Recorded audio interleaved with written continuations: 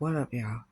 So, I found some shit that I want to read. And the first thing I found when I jumped on this laptop was the new Indiana laws that go into effect on July 1st. I keep forgetting new laws go into effect every July 1st. Okay, here's some bills. Senate Bill 1 Reading Skills. A Republican led bill, also known as the Every Child Learns to Read bill, was signed into law by Governor Holcomb on March 11th, a bill that some call the Indiana State Senate's top priority bill. Over the course of the bill's development, and even after it was signed, there has been a lot of conversation surrounding how the bill could impact students as well as teachers throughout the state. Mm, mm. According to provisions, I mean, According to previous reports, the bill was written to help students become more proficient readers, overhauling Indiana's academic efforts and curriculum assignment, remediation, and retention. Indiana State passes Every Child Learns to Read education bill. Governor Holcomb to make final decision. The author of the bill included Indiana State Senator Linda Rogers, I guess Republic District 11, Indiana State Senator Jeff Ratz, yep, R District 27, and Indiana State Senator Brian Buchanan, R District 7, stated the bill aims to ensure that Hoosier students are prepared for a successful future through the process of identifying those who need more help and retaining those who need more preparation. Well, through the bill, schools will offer instructions that closely aligns with the science of reading curriculum from kindergarten through 8th grade. In 2nd grade, students will take the iRead assessment, and passing students will be exempted from having to take it again. Students who did not pass the assessment will have specialized support in 3rd grade surrounding reading instructions. If the student does not pass the exam in 3rd grade, the bill will require students to be held back. What? Under the law, it also requires schools to provide summer school courses and individual tutoring to students who are struggling to read. Critics of the bill state that the retention would disproportionately impact Black and Latino students. The retention could also impact the confidence of young students. Wow. That's why I say home school. For real. I don't give a fuck. You can home school. Because they wasn't teaching shit when I was going to school. And I was cool all the way up until I hit the 9th grade. I got good grades. I was interested in school. 7th and 8th grade, I tried to stay out of home ec and all that, and I took shop. I even liked gym because we had fun. But when I hit high school, oh my god, it was horrible. All my little clique disappeared. They just dissipated. Just poof. It's like I was all alone. I went to Northwest. I ain't had no friends. I was getting bullied. I had no family. I was just me. And I hated it. And then I transferred to Washington. Same situation. Then I left Washington and went to Ben Davis. Same situation. I left Ben Davis and finally went to Pike. And I hated all them schools. the classes. Every time I tried to study for a test, I couldn't remember. I would study like all week. I would just study. When I was in ROTC, couldn't pass. Biology, I couldn't pass. Uh, Typing, yeah. Mass media, yeah. Parenting class, yeah. Uh, but like history, and it was just, I don't know what it was. It was just, now I know. It was packed full of lies, and my inner self, my higher self, just wasn't registered with that. And I was like, I ended up cutting, got pregnant, had my baby. That's when everybody tried to be my friend. And then I had my son, and then I went to night school, and then uh, I didn't get to finish that, which I did good at night school. It was cool, but cause I ain't had nobody to watch my son. My daddy like act like he could watch it for a couple of hours, and then throughout my life, I tried off and on to get my GED, but it was just like, man, just worthless because it really is. Um, I know more now than what I know back then. And then y'all got all these people want to go to college and da da da. Go to college for what? To be in debt for the rest of your life, and then don't even get the job that you went to college for, and then you still in debt, not unless you got some type of scholarship. Come on. And then college is that's still part of the. Uh, uh, and the black colleges too. They all part of it. It's all a scam. Okay, back to the bill. Um, blah, blah, blah. Yeah, I know that has been somewhat controversial about retaining students, but how do we put someone on to the fourth grade if they can't read? Roger said in previous reports. Okay, for one, if he couldn't read in the second or third grade or the first or even kindergarten, he should have been getting help back then. Why would you acknowledge the problem at the fourth grade? One of my kids got held back. Uh, I think it was Jaron.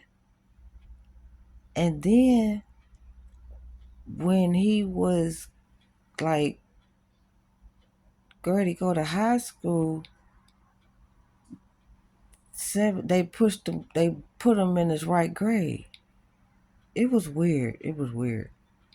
It was weird. And then here, um, I think you gotta have 42 credits, but we ended up moving to Kentucky Bowling Green for a minute, and in Bowling Green you only need like 18 credits to graduate. But he was not a high school. He was not. School was not for him at all, at all. But I'm grateful that all my other kids they graduated, and you know, I just said just get through school. I don't have my GED. I don't care. Our high school diploma. Well, some school. I hate it. It's the way they treat these kids is horrible. They got them looking like prisoners, and and and, and I'm asking. One day I was up there because my son was always getting in trouble. Why do y'all have these kids wearing? I just want to hear what they say. I know the reason. These uniforms, but y'all don't have to. I mean, shouldn't y'all lead by example? That's not fair. Oh, because um, we want them to get prepared for the working world, like when they get out and work for work at McDonald's. So what? I'm like, what makes you think these kids gonna get out of school and want to work for McDonald's? What type of motivation is that? If anything, y'all should be showing them how to be entrepreneurs. Just If I could, I would open my own school. Okay, back to the next bill. Senate Bill 17, age verification for material harmful to minors.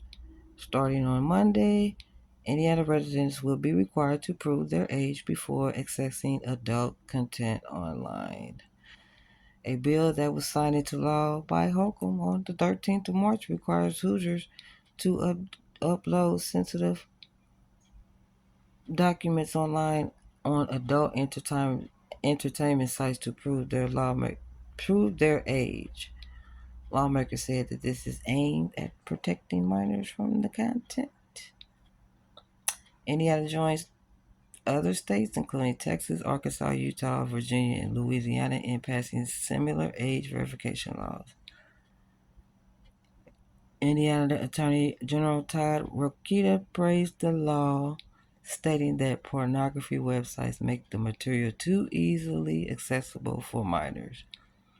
Wow, because y'all want to be seen in. Indiana sued over age verification law requiring ID to view porn sites. In reaction to this law, the Free Speech Coalition joined with porn website operators in a lawsuit surrounding the age verification law. The lawsuit states that SEA 18 infringes on the First Amendment and is unconstitutional. In a statement that Pornhub posted on its website on Thursday, my grandson somebody used to access this shit off from my phone a long time ago. I used to look up on my goddamn history, see Pornhub. What the hell? Oh, it criticized the bill, stating that giving a person's identification information every time they want to visit an adult website is not the most effective solution for protecting users.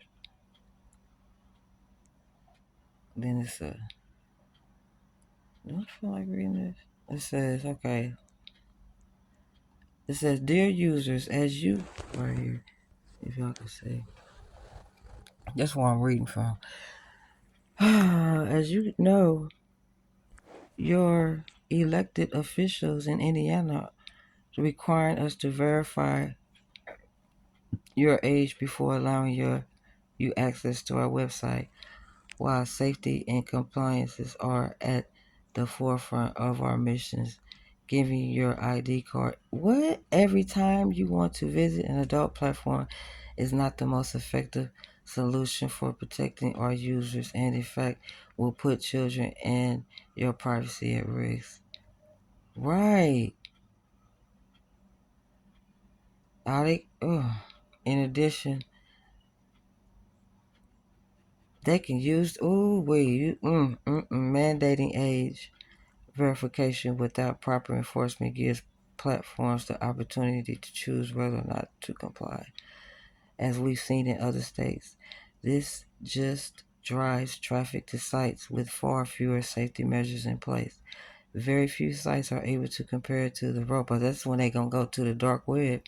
Trust in safety measures we currently have in place to protect children and users' privacy. Any legislation must be enforced against all platforms offering adult content. I don't know all this.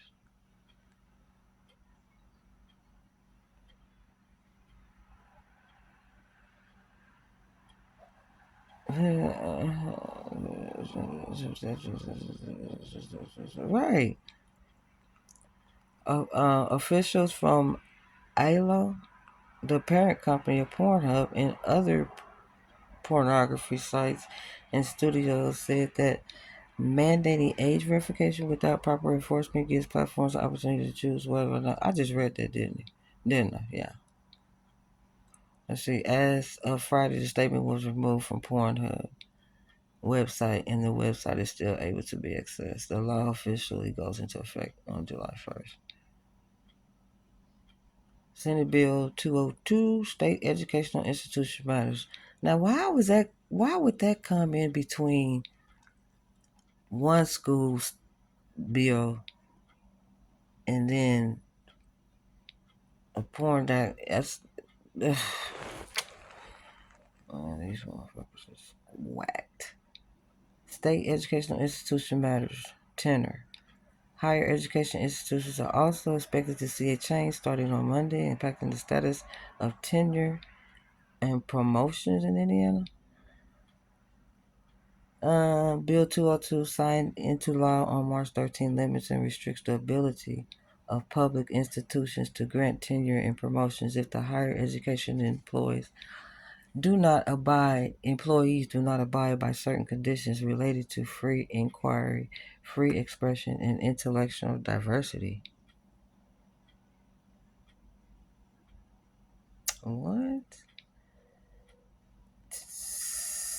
This includes introducing a faculty members, students to works from a variety of viewpoints in various political or ideological frameworks related to their academic discipline. The bill also requires faculty to refrain from subjecting students to views, opinions around matters not related to the academic discipline they are teaching, mentoring, or in their employment role. What? Officials said the law established a rule of faculty tenure status every 5 years. If the employee does not follow this new bill, officials said that disciplinary actions, including termination, demotion, or salary reduction could occur. Critics of the bill said at the time that they feared that the law would hurt recruiting diverse faculty and students to Indiana higher education institutions. At the time, some said that the law poses grave risk to university faculty and tenured professors. What? Okay, I'm gonna end this right here and I'm gonna be back with the other.